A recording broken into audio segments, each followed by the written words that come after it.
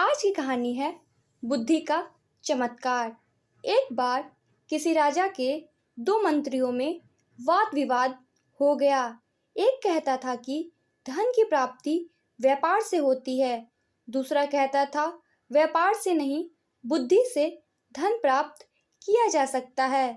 इस बात पर कई दिनों तक उनका वाद विवाद चलता रहा और एक दिन आपस में हाथापाई हो गई। जाहिर है कि दोनों को दरबार में हाजिर होना पड़ा। राजा को जब उनकी झगड़े का कारण बताया गया तो राजा ने उस मंत्री को अपने पास बुलाया जो व्यापार से धन की प्राप्ति मानता था और बोले, जितना धन तुम्हें चाहिए वह खजाने से ले लो और इस बात को सिद्ध कर दिखाओ कि व्यापार से धन की प्राप्ति होती है। इसके बाद दूसरे की बारी आई। राजा ने पूछा, तुम्हें विश्वास है कि बुद्धि से धन प्राप्त किया जा सकता है? मंत्री ने उत्तर दिया, महाराज, बुद्धि के द्वारा संसार की हर वस्तु को प्राप्त किया जा सकता है, उसके लिए व्यापार ही जरूरी नहीं है। राजा बोला, ठीक है, और उसे कुछ ना देकर बिना वेतन अपने अस्तबल में घोड़े की देखभाल का काम सौंप दिया। दोनों मंत्रियों को आदेश हुआ कि 6 महीने के अंदर अपनी बात प्रत्यक्ष कर दिखाएं, वरना दोनों को कड़ी सजा दी जाएगी। जिस मंत्री को खजाने से बहुत सा धन मिला था, उसने सारे शहर दुकानें खोल दी और अधिक से अधिक पैसा बनाने के चक्कर में दिन रात परेशान रहने लगा।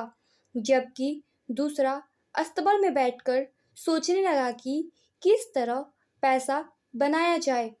तभी उसे एक तरकीब सूझी। उसने घोड़ों की लीद को सूंघना शुरू कर दिया।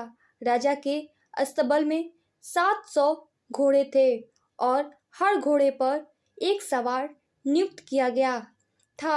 मंत्री को घोड़े की लीद सूंघते देख अस्तबल के कर्मचारियों में खलबली मच गई। वे मन ही मन डर गए, न जाने मंत्री क्यों घोड़े की लीद सूंघ रहे हैं। एक दिन अस्तबल के मुखिया ने पूछा, महाराज, आप घोड़े की लीद क्यों सूंघते हैं? मंत्री गंभीर हो गया और बोला, इस बात का पता लगाना चाहता हूँ कि घोड़े कमजोर क्यों होते जा रहे हैं। अब मालूम हुआ कि तुम लोग कितने नमक हराम हो। घोड़ों के हिस्से का दाना खुद खा जाते हो और उन्हें केवल घास ही मिल पाती है। यह बात राजा को बतानी पड़ेगी। यह सुनकर मुखिया की जान संकट में पड़ गई। सोचा, मंत्री ने यह बात राजा को बता दी तो सबको नौकरी से निकाल दिया जाएगा, साथ ही कठोर दंड भी मिलेगा। उसने सभी सवारों से पैसे इकट्ठे किए और एक खासी रकम मंत्री के हाथ देते हुए प्रार्थना की कि वह इस बात की चर्चा महाराज से ना करे।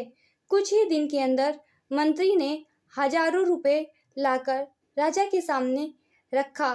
मंत्री का यह कमाल देखकर राजा को आश्चर्य हुआ। राजा ने उसे अस्तबल से हटाकर समुद्र की लहरें गिनने में लगा दिया। अब मंत्री जी सुबह से शाम तक समुद्र के किनारे बैठने लगे, जैसे सचमुच लहरों को गिन रहे हों। एक दिन जहाजों के कप्तान ने मंत्री जी को समुद्र के किनारे बैठे देख लिया। वह मंत्री जी के पास आया और वहां बैठने का कारण पूछा। मंत्री जी बोले, कई बातें ऐसी हैं जो सबको नहीं बताई जाती। यह समझ लो कि महाराज ने लहरें गिनने का काम मुझे सौंपा है, लेकिन तुम्हारे जहाज़ों के आने जाने से लहरें टूट जाती हैं और राजा की आज्ञा का पालन नहीं हो रहा है।